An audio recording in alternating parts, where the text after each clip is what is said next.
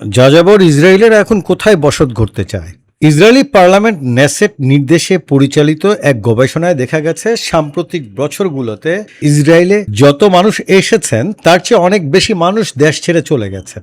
গতকাল বুধবার ইসরায়েলি সংবাদ মাধ্যম ওয়াইনেটে প্রকাশিত এই গবেষণার ফলাফলে বলা হয়েছে সাম্প্রতিক বছরগুলোতে যারা দেশ ছেড়েছেন তাদের প্রায় অর্ধেকই উচ্চশিক্ষিত তরুণ।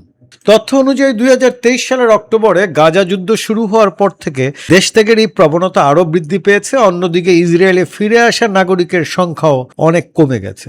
2022 থেকে 2026 সালের মধ্যে 2,10,000-এরও বেশি ইসরায়েলি দেশ ছেড়েছেন, যা তাদের জনসংখ্যার আনুমানিক 5%-এর মতো। গবেষণা অনুযায়ী বছরে গড়ে 40,000 মানুষ দেশ ছাড়ছেন।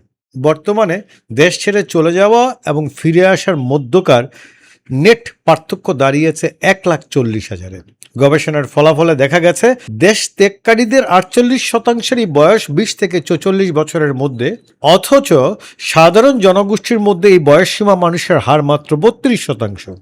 2022 সাল থেকে দেশ ত্যাগকারীদের মধ্যে 33.2% bachelor degree, 21.5% masters degree, 3.7% PhD degree রয়েছে। বিশেষ করে গণিত, কম্পিউটার বিজ্ঞান ও পদার্থবিদ্যার মতো বিষয়ে স্নাতকদের দেশ ছাড়ার হার অনেক বেশি।